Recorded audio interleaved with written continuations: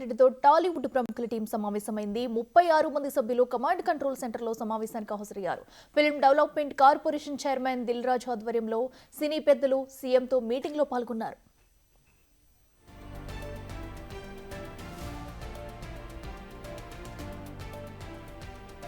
FDC chairman Dil రాజు, డైరెక్టర్లు హరీష్ శంకర్, త్రివిక్రమ్ శ్రీనివాస్, బోయపాటి శ్రీనివాస్, కొరటాల శివ సమావేశానికి హాజరయ్యారు. మురళీమోహన్, శివబాలాజీ, ప్రొడ్యూసర్ కేఎల్ నారాయణ, నిర్మాతలు అల్లు అరవింద్, సి కళ్యాణ్, దామోదర్, మైత్రి మూవీస్ ప్రొడ్యూసర్ రవి కూడా కమాండ్ కంట్రోలింగ్ లో జరిగే సమావేశానికి హాజరయ్యారు. హీరోల నుంచి నాగార్జున, వెంకటేష్, సాయి ధరమ్ తేజ్, నితిన్, కిరణ్ అబ్బవరం కూడా సమావేశంలో పాల్గొంటున్నారు.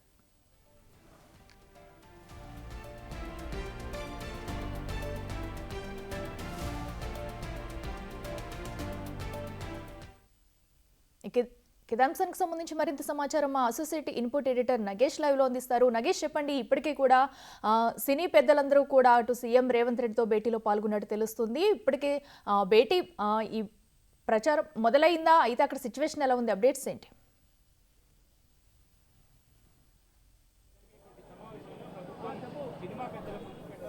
భేటీ మొదలైంది. సినిమా పరిశ్రమకు సంబంధించిన పెద్దలందరూ 36 మందికి పైగా హాజరయ్యారు.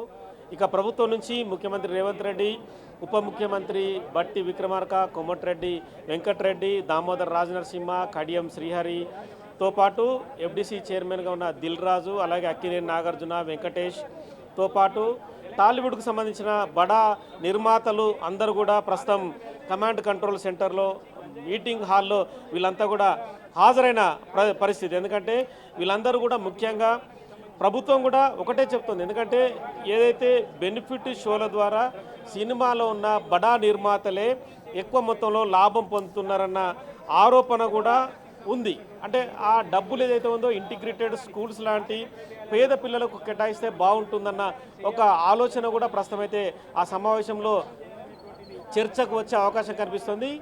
నెక్స్ట్ బెనిఫిట్ షోలకి బడా హీరోల్ని కూడా రానివ్వకూడదు థియేటర్లకు అనేది ఖచ్చితమైన ఒక నిర్ణయాన్ని కూడా సినిమా పెద్దలకు ప్రభుత్వం చెప్పే అవకాశం కనిపిస్తుంది. సో మొత్తానికైతే మీటింగు సంబంధించిన సారాంశం కానీ మిగతా వివరాలు చూసుకుంటే కనుక ఖచ్చితంగా సంధ్య థియేటర్లో జరిగిన తొక్కిసలాట తర్వాత ఈ మీటింగ్ చాలా క్రూషియల్గానే మారిందని చెప్పచ్చు. మీటింగు నిర్ణయాలు కూడా, ఎందుకంటే ప్రభుత్వంతో సయోధ్య కుదుర్చుకోవడం కోసమే సినిమా పెద్దలు మీటింగ్ అయితే పెట్టుకున్నారు. ఎందుకంటే నిన్నటి వరకు సంధ్యా థియేటర్కు సంబంధించిన తొక్కిసలాటకు సంబంధించిన హాట్ టాపిక్ నడిచింది. Telugu cinema industry versus Telangana ప్రభుత్వం అనేది కరాఖండిగానే వాళ్ళ మధ్య యుద్ధం తలపించే విధంగానే నడిచిందని చెప్పచ్చు. ప్రభుత్వం కూడా కరాఖండిగానే చట్టపరమైన చర్యలు తీసుకుంది. ఒక మహిళ మృతి తర్వాత అల్లు అర్జునే ఎంటైర్ ఇష్యూకి కారణమని చెప్పి కూడా భావించింది. అంటే మొత్తం సంధ్యా థియేటర్ తొక్కిసలాటకు సంబంధించి 18 మంది నిందితుల్లో ఉన్నాడు. A11గా ఉన్న అల్లు అర్జునే బెనిఫిట్ షోకి రావడం, ప్రేక్షకులకి అభివాదం చేయడం, బయటికి వెళ్ళేటప్పుడు ప్రేక్షకులకు చేతులుపుతూ వెళ్ళడం, వాళ్ళ బౌన్సర్లు ఇష్టం వచ్చిన రీతిలో నానా హంగామా సృష్టించి ఒక వాతావరణాన్ని, యుద్ధ వాతావరణాన్ని తలపించే విధంగా సంధ్యా థియేటర్ని మార్చారు అన్న ఆరోపణలు ఉన్నాయి. ఆ విజువల్స్ కూడా అలాగే కనిపిస్తున్నాయి. అంటే ప్రతి చోట దాదాపుగా 10,000 వీడియోల్ని పోలీసులు విశ్లేషిస్తే అందులో వచ్చిన 10 నిమిషాల ఫుటేజ్ కూడా చాలా భయంకరమైన, భయానకమైన పరిస్థితుల్ని అందులో కనిపిస్తున్నాయి. ఎందుకంటే ప్రేక్షకుల్ని ఇష్టం వచ్చిన రీతిలో నెట్టివేయడం, వాళ్ళని కంట్రోల్ చేయడం, వాళ్ళ చేతిలో ఉన్న కర్రలతో లాఠీలు జులిపించడం, అంటే వాళ్ళని కంట్రోల్ చేయడం కోసం బెదిరింపులకు పాల్పడడం. అంటే ఒకవైపు ప్రేక్షకులు అల్లు అర్జున్ని చూడడానికి కోసం తోసుకువస్తున్నారు, మరోవైపు వీళ్ళు కంట్రోల్ చేస్తున్నారు. ఈ క్రమంలోనే రేవతి తన కొడుకుని కాపాడుకోవడం కోసం నానా విధాల ప్రయత్నాలు చేస్తూ ఆ ప్రేక్షకుల మధ్య నలిగిపోయి చితికిపోయి చనిపోయింది. ఇక శ్రీతేజ్ కూడా సేమ్ అలాంటి పరిస్థితే. సినిమాకు వచ్చిన తర్వాత ఊపిరాడక చనిపోయిన భయానక దృశ్యం అంటే రేవతే చెప్పచ్చు. ఎందుకంటే చాలా చోట్ల చాలా తొక్కిసలాట జరుగుతాయి. అందులో మనుషులు చనిపోతే ఎంత భయానకం ఉంటుంది మనం ఊహించుకుంటేనే ఒక రకమైన పరిస్థితి వస్తుంది. ఖచ్చితంగా మానవత హృదయాన్ని ఇక్కడ తెలంగాణ కాంగ్రెస్ ప్రభుత్వం ఖచ్చితంగా ప్రదర్శించింది. ఎందుకంటే తొక్కిసలాటకు ప్రధాన కారకుడు అల్లు అర్జునే. అల్లు అర్జున్ కనుక బెనిఫిట్ షోకి థియేటర్కు రాకుంటే ఇంత పెద్ద ప్రమాదం సంభవించి ఉండేది కాదని చెప్పి కూడా అరెస్టు చేశారు, కోర్టులో హాజరుపరిచారు. తదుపరి జైలుకు వెళ్ళాడు, ఒకరోజు ఉండి బయటకు వచ్చాడు. నెక్స్ట్ లెవెల్ ఇన్వెస్టిగేషన్లో భాగంగా మళ్ళీ చిక్కడపల్లి పోలీస్ స్టేషన్కు అటెండ్ అయ్యారు. అల్లు అర్జున్ మొదట బుకాయింపుల పర్వాన్ని కొనసాగించారు. అసలు నేను అభివాదమే చేయలేదు, అభివాదం చేయకుండానే లోపలికి పోయాను, బయటకు వచ్చాను. రేవతి మృతి సంగతి పోలీసులు సమాచారమే ఇవ్వలేదన్నారు. కానీ థియేటర్లో 3,320 సీట్లు ఉన్న సంధ్య థియేటర్లో అల్లు అర్జున్కు సంబంధించిన కుటుంబ సభ్యులే దాదాపుగా వాళ్ళ సన్నిహితులు కుటుంబ సభ్యులే దాదాపుగా 30-40 మంది వరకు లోపల ఎంటర్ అయ్యారు. లోపల టికెట్లు 1,200 నుంచి 2,000, 3,000 కొనుక్కున్న ప్రేక్షకులు వీళ్ళ కోసం లేచి నిలబడ్డ పరిస్థితి. అంటే ఎంత డామినేషన్ ఉంటుంది ఒక హీరో థియేటర్కి వస్తే. మరి టికెట్ కొన్న ప్రేక్షకుడే దేవుడు అని చెప్తున్న సినిమా నిర్మాతలు, హీరోలు కనీసం ప్రేక్షకుని మరి ఏ రకంగా చూసుకున్నారు? ప్రేక్షకుడు దేవుడు అని చెప్పేవాళ్ళు ప్రేక్షకుని కూర్చొని పెట్టి అవసరమైతే హీరో నిలబడాలి. కానీ ఇక్కడ రివర్స్ యాంగిల్లో సంధ్యా థియేటర్లో జరిగింది. అల్లు అర్జున్ హాయిగా సినిమా చూస్తూ గడిపాడు. రేవతి మృతి సంఘటన చెప్పినా కూడా తాను వెళ్లకుండా భీష్మించి కూర్చున్నాడు. మధ్యలో వాళ్ళ మేనేజర్ సంతోష్కి సమాచారం ఇచ్చి అల్లు అర్జున్కు చెప్పాలన్నా కూడా అల్లు అర్జున్ ఏమాత్రం పట్టించుకోలేదు. తదుపరి స్వయంగా రంగంలోకి సెంట్రల్ జోన్ డీసీపీ ఆకాంక్ష యాదవ్ దిగి అవసరమైతే అల్లు అర్జున్ను అరెస్టు చేయాల్సి ఉంటుంది ఇదే స్పాట్లో, అది అనవసరంగా మీకు పరువు సమస్య అవుతుందని వాళ్ళకి చెప్పిన తర్వాత అప్పుడు అల్లు అర్జున్ లేచి మళ్ళీ బయటకు వెళ్ళిన పరిస్థితి. అంటే ఒక మహిళ మృతి చెందితే సినిమా హీరోకు కనీసం మానవతా హృదయం లేదా, చెలించే హృదయం లేదా అని చెప్పి కూడా పెద్ద ఎత్తున విమర్శలు వచ్చాయి. ఎందుకంటే చాలా వరకు సినిమా హీరోలు ఇలాంటి వ్యవహారాల్లో వాళ్ళే స్పందించాలి, వాళ్ళే ప్రజలకు అండగా ఉండాలి. ఎందుకంటే ఎక్కడ వరదలు వచ్చినా, ఎక్కడ విపత్తులు సంభవించినా ప్రధానంగా సినిమా హీరోలు, నిర్మాతలు కానీ వాళ్ళు విరాళాలు ఇస్తుంటారు. వాళ్ళే ప్రభుత్వాలకు అవసరమైతే ప్రచారం చేసి విరాళాలు సేకరిస్తుంటారు. కానీ దీనికి భిన్నంగా అల్లు అర్జున్ వ్యవహారం నడిచిందని చెప్పి కూడా పెద్ద ఎత్తున బయట నుంచి కూడా నెటిజన్ల నుంచి, ప్రజల నుంచి కూడా విమర్శలు వచ్చాయి. ఆ విమర్శల్ని మరి తట్టుకొని అల్లు అర్జున్ ప్రెస్ మీట్ ముందుకొచ్చి మళ్ళీ సరైన సమాధానం చెప్పాడంటే అది కూడా లేదు. మళ్ళీ బుకాయింపుల పర్వాన్ని కొనసాగిస్తూ తాను ఏమాత్రము అంటే పోలీసులే భద్రతని పర్యవేక్షించలేదు, పోలీసుల భద్రత వైఫల్యం అని చెప్పి విమర్శించాడు. కానీ స్వయంగా Hyderabad commissioner DG CV Anand రంగంలోకి దిగి ఇదే కమాండ్ కంట్రోల్లో 10 నిమిషాల వీడియోని మీడియా ముందు ప్రవేశపెట్టారు. ఆ వీడియోలో వస్తున్నది, వెళ్తున్నది, తొక్కిసలాట, లాఠీ చార్జు, రకరకాల ఇష్యూస్, భయానక దృశ్యాలన్నీ డైరెక్ట్గానే చూపించారు. రేవతి పడుతున్న బాధ, నానా యాతన కూడా డైరెక్ట్గానే మీడియాకు చూపించారు. తదుపరి అల్లు అర్జున్ పోలీసు విచారణకు హాజరైన సందర్భంలో అవన్నీ తప్పిదం వల్లే జరిగాయి, ఇక ముందు జరగకుండా చూసుకుంటాను, పోలీసుల విచారణకు సహకరిస్తానని చెప్పి 18 నుంచి 20 ప్రశ్నలు వేస్తే వాటన్నిటికీ తాను బాధ్యుడని చెప్పి ఒప్పుకున్నాడు. ఇక ముందు కూడా పోలీసు విచారణకు సహకరిస్తానని చెప్పారు. నిన్న అల్లు అరవింద్, ఎఫ్డీసీ చైర్మన్ దిల్ రాజు, అలాగే మిగతా అంటే వేణుస్వామి జ్యోతిషుడు చాలామంది నిన్న హాస్పిటల్కి వెళ్ళారు. 2 కోట్ల విరాళాన్ని శ్రీతేజ్ తండ్రి భాస్కర్కి ఇచ్చారు. ఇవాళ నిన్న ఎఫ్డీసీ చైర్మన్ దిల్ రాజు కూడా అక్కడి నుంచే ముఖ్యమంత్రి రేవంత్ రెడ్డితో సంప్రదింపులు జరిపి ఇవాళ కమాండ్ కంట్రోల్లో ఒక మీటింగు ఏర్పాటు చేయండి. ఎందుకంటే సినిమా పెద్దలకి ప్రభుత్వానికి మధ్య గ్యాప్ ఉండకూడదు, ఖచ్చితంగా గ్యాప్ను పూరించాలి. ఎందుకంటే మీరు మాట్లాడాలి, మేము మాట్లాడతాం, ఇరువైపులో మాట్లాడితేనే ఆ ప్రశ్నలకు సరైన సమాధానం దొరుకుతుందని చెప్పి తాను ముఖ్యమంత్రి రేవంత్ రెడ్డిని కన్విన్స్ చేశారు. ముఖ్యమంత్రి రేవంత్ రెడ్డితో పాటు కోమటిరెడ్డి వెంకటరెడ్డి కూడా ఫోన్ల ద్వారా కలిసి కూడా కన్విన్స్ చేసి వాళ్ళ మీటింగ్ ఒప్పించారు. ఎందుకంటే ప్రభుత్వాలకు పరిశ్రమకు మధ్య ఏ చిన్న గ్యాప్ ఉండకూడదని చెప్పి కూడా మంచు విష్ణు కూడా ప్రకటించారు. ఎందుకంటే ఫిలిం ఛాంబర్ అధ్యక్షుడు ఉన్న మంచు విష్ణు కూడా, ఎందుకంటే ప్రభుత్వాలు ఈనాడు కొనసాగడం లేదు, ఏనాటి నుంచో దశాబ్దాల నుంచి కొనసాగుతున్నాయి.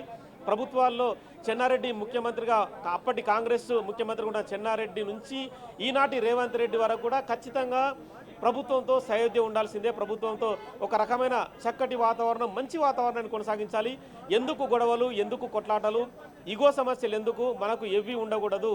మనం వినోదాన్ని ప్రేక్షకులకు పంచే హీరోలం మాత్రమే. నిజ జీవితంలో మేము కూడా మనుషులేమన్న ఒక విధానాన్ని ఎక్స్ వేదికగా ప్రకటించారు. ఆ విషయాన్ని కూడా సినిమాలో ఉన్న చాలామంది అంగీకరించారు. ఎందుకంటే మామూలు మనుషులుగా బయటకు వస్తే వాళ్ళు కూడా జనరల్గా మనతో పాటు ఉన్న వ్యక్తులుగానే మనం గుర్తిస్తాం. సినిమా ప్రపంచంలో వాళ్ళు కోట్ల రూపాయల డబ్బులు పెట్టి వినోదాన్ని పంచడానికి రకరకాల కథలు ఎంచుకుంటూ సినిమాలు తీస్తున్నారు. కానీ సినిమాలను కూడా అంటే విమర్శించే విధంగా కూడా సినిమా ఉందనేది కూడా బయట నుంచి క్రిటిక్స్ నుంచి కూడా విమర్శలు వచ్చాయి. ఎందుకంటే షెకావత్ సంబంధించిన డైలాగ్ కూడా చూసుకుందాం అన్న ఏదైతే అయితే నగేష్ మనం ఇప్పటి వరకు చూస్తున్నాం ఓవరాల్గా జరిగిందంతా కూడా ఇప్పుడు ఏదైతే సంజయ్ థియేటర్ దగ్గర నుంచి జరిగిన గొడవ అంతా కూడా ఏదైతే ఉందో సో దానికైతే సీఎం సర్కార్ అయితే కూడా ఒక గట్టి చర్యలు తీసుకుందంటూ కూడా అటు ప్రజల నుంచి కూడా చాలామంది అయితే అభినందిస్తున్నారు. చాలా వరకు అభినందనలు అయితే మనం చూస్తూ వచ్చాం ఇప్పటి వరకు కూడా. ఎందుకంటే శాంతి భద్రతలకు విఘాతం కలిగిస్తే చిన్నవాళ్ళు లేదు పెద్దవాళ్ళు లేదు ఎవరికైనా సరే శిక్ష పడాల్సిందే, చర్యలు తీసుకుంటామంటూ కూడా అయితే రేవంత్ సర్కార్ అయితే ప్రూవ్ చేస్తూ కూడా ఇలాంటి చర్యలు తీసుకుంది. మళ్ళీ ఇలాంటివి కూడా పునరావృతం కాకుండా ఉండేలా కూడా ఇదొక ఇప్పుడు జరిగిందైతే ఒక టాలీవుడ్కు గుణపాఠం అని చెప్పుకోవచ్చు అంటారా?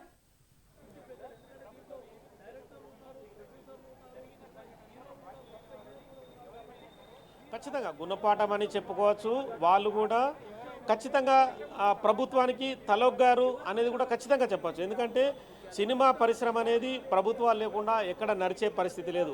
ఏ థియేటరు నడిపించాలన్నా ఎక్కడ ఏది జరగాలన్నా కూడా ఖచ్చితంగా ప్రభుత్వ సహకారం ఉండాలి. అంటే ప్రభుత్వం అంటే అందులో పోలీసులు ఉంటారు, ప్రభుత్వం అంటే ప్రజలు ఉంటారు, అన్నీ కలిపితేనే అన్నీ కలగలిపితేనే ప్రభుత్వం అనేది ఒక మెసేజ్ ఉంటుంది. కానీ ఇక్కడ సినిమా పెద్దలు వేరే రకంగా ఆలోచించారు. అంటే తాము ప్రభుత్వానికి అతీతులం, ఏదో ఆకాశం నుంచి ఊడిపడ్డ వ్యక్తులం అనేది వాళ్ళు భావించుకుంటున్నారు. కానీ ఇది పద్ధతి కాదనేది కూడా చాలామంది సినిమా క్రిటిక్స్ ఎవరైతే ఒక సినిమా విడుదలైతే విమర్శలు కానీ అందులో ఉన్న మంచిని కూడా చూపించు రాసే వాళ్ళు ఉంటారో వాళ్ళందరూ కూడా అదే విషయాన్ని సోషల్ మీడియా వేదికగా చాలా ప్రస్తావనలు చేశారు. ఈ క్రమంలోనే సినిమా పరిశ్రమ అనవసరంగా ప్రభుత్వాలతో గొడవలు పెట్టుకోవడం ఎందుకనేది కూడా భావనకు వచ్చినట్టు కనిపిస్తుంది. ఈ క్రమంలోనే ఎఫ్డిసి చైర్మన్ సినిమాకి పెద్దన్నగా రంగంలోకి దిగారు. రంగంలోకి దిగి ప్రభుత్వాన్ని ఒప్పించి చర్చల వరకు అయితే ప్రస్తుతం తీసుకొచ్చారు. ఇక బెనిఫిట్ షోలు విషయమా లేదంటే సినిమా రేట్లు పెంచుకోవాలన్న విషయమా అనేది కూడా ప్రస్తుతం ప్రభుత్వంతో జరిగే చర్చలను బట్టి విధి విధానాలను బట్టి ప్రభుత్వం ఒప్పుకుంటుందా లేదా, వీళ్ళు ప్రభుత్వానికి కానీ బయట సేవా కార్యక్రమాల రూపేణా ఏం చేయదలుచుకున్నారు అన్న విషయాన్ని మాత్రం ప్రస్తుతం చర్చించే అవకాశం కనిపిస్తుంది. ఎందుకంటే చాలా వరకు బెనిఫిట్ షోల ద్వారా సినిమా రేట్లు పెంచుకోవడం ద్వారా బడా నిర్మాతలే కోట్లు సంపాదించుకుంటున్నారు. అల్లు అర్జున్ సినిమా పుష్ప 2 సినిమా తీసుకుంటాం కనుక 300 కోట్ల రెమ్యునరేషన్ అల్లు అర్జునే తీసుకున్నాడని చెప్పి కూడా పెద్ద ఎత్తున బయట సోషల్ మీడియాలో వైరల్ అయింది. ఓవరాల్గా సినిమా సంపాదించిన డబ్బులు కూడా 1500 కోట్లకు పైనే. మరి ఒక సినిమా వాళ్ళు పెట్టిన ఖర్చుకి ఒక 10 అంతలు ఎక్కువ సంపాదిస్తున్నారు. కానీ వాళ్ళు ఇచ్చే అంటే బయట దాన ధర్మాలు కావచ్చు, బయట చేసే ప్రజలకు సేవా కార్యక్రమాలు కావచ్చు, ఇవన్నీ ఉన్నాయంటే అవి చాలా తక్కువనే చెప్పచ్చు. ఎందుకంటే సినిమా వాళ్ళ జీవితమే హైఫై లైఫ్గా ఉంటుంది. వాళ్ళు అసలు ఎవరిని పట్టించుకోరు. ఎప్పుడు బయటకు వచ్చినా వాళ్ళ చుట్టూ 40 మంది బౌన్సర్లు ఉంటారు. వాళ్ళపైన ఈగ వాళ్ళనియకుండా కూడా వాళ్ళు వ్యవహార శైలి ఉంటుంది. కానీ సినిమా ప్రపంచం ఆకాశంలో ఉన్న సినిమా అయితే భూమికి దిగింది. భూమి మీద ప్రస్తుతం ప్రభుత్వంతో చర్చలకైతే మాట్లాడడానికైతే వాళ్ళు ఒప్పుకున్నారని చెప్పవచ్చు. ఎందుకంటే బయట నుంచి కూడా ఇలాంటి పదాలే విమర్శలు అంటే పదాలు విమర్శలు మనం ఏం చెప్పుకున్నా కూడా ఇలాంటి మాటలే బయటకు వస్తున్నాయి. ఈ క్రమంలో ఆకాశంలో అంటే నింగిలో ఆకాశంలో ఉన్న తారలైతే భూమికి దిగి ప్రస్తుతం ప్రభుత్వంతో చర్చలు జరిపి మరి రేవంత్ రెడ్డిని ఏ రకంగా ఒప్పిస్తారు, మంత్రి కోమటిరెడ్డి వెంకటరెడ్డి కావచ్చు, డిప్యూటీ సీఎం బట్టి విక్రమార్కను కావచ్చు, దామోదర్ రాజనరసింహను కావచ్చు, వీళ్ళందరినీ ఎలా ఒప్పిస్తారు, ఎలా ఆ పరిశ్రమను ముందుకు సాగే విధంగా ఎలాంటి చర్చలు నిర్ణయాలు తీసుకుంటారనేది కూడా మనకి కొద్దిసేపట్లో తెలిసే అవకాశం కనిపిస్తుంది. మీటింగ్ అయితే 10:40కి ప్రారంభమైంది. దాదాపుగా హాఫ్ అన్ అవర్ అంటే 40 నిమిషాలు మీటింగు ఇంకా కొనసాగుతుంది. వాళ్ళకు టీలు వాటరు మిగతా ఏదైతే బ్రేక్ఫాస్ట్ కావచ్చు వాళ్ళకి అరేంజ్ చేశారు. అంటే మీటింగ్ సంబంధించి కూడా ప్రైమరీగా వాళ్ళకి స్నాక్స్ కూడా ఇచ్చారు. ఇదే సందర్భంలో సీరియస్గానే మీటింగ్ అయితే కొనసాగుతుంది. ముఖ్యమంత్రి రేవంత్ రెడ్డి కూడా చిక్కడపల్లి ఏసీపీని, చిక్కడపల్లి సిఐ రాజు నాయక్ని, ఏసీపీ రమేష్ను కూడా ఇదే ప్రాంతానికి పిలిచారు. ఎందుకంటే ఒరిజినాలిటీ సినిమా వాళ్ళకు తెలియాలి అన్న విషయాన్ని కూడా ప్రస్తుతం రేవంత్ రెడ్డి భావించారు కాబట్టి వాళ్ళిద్దరిని కూడా పిలిచారు. అవసరమైతే సినిమా పెద్దలకు మొన్న జరిగిన తొక్కిసలాటకు సంబంధించిన వీడియో ఏదైతే ఉందో అది కమాండ్ కంట్రోల్లోనే ప్రస్తుతం ఉంది.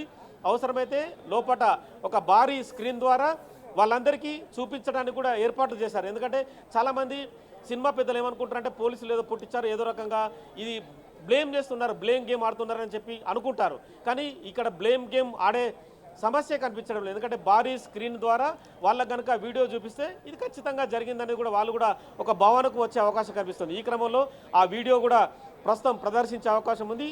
తదుపరి సినిమా పెద్దల నుంచి మరి ఇలా జరుగుతున్నాయి, వీటికి ఆన్సర్ మీరు ఏం చెప్పదలుచుకున్నారు, నెక్స్ట్ లెవెల్లో మరి మీరు తీసుకునే నిర్ణయాలు కూడా ఎలా ఉండబోతున్నాయి, ఇవన్నీ కూడా ఖచ్చితంగా సినిమా పెద్దలతో మాట్లాడే అవకాశం కనిపిస్తుంది. అయితే గతంలోనే నగేష్, చాలా సందర్భాల్లో మరోపక్క సి కళ్యాణ్ లాంటి ప్రభుత్వం వాళ్ళు నుంచి కూడా కూడా చాలా విషయాలు వెల్లడించారు. ఎందుకంటే సినిమాకి పరిశ్రమకి ఒక ప్రభుత్వం కూడా కొన్ని ప్రతిపాదనలు అయితే సినీ పెద్దల ముందు కూడా ఉంచనున్నట్టు తెలుస్తుంది. ఎందుకంటే టాలీవుడ్ కూడా ప్రభుత్వానికి సహకరించాలి, డ్రగ్స్ వ్యతిరేకంగా పోరాడాలి, వీటిని కూడా కొన్ని అంశాలను అయితే వాళ్ళ ముందు ఉంచబోతుంది. మరి వీటికి వీళ్ళ నుంచి రియాక్షన్ ఎలా ఉండబోతుంది అనుకోవచ్చు?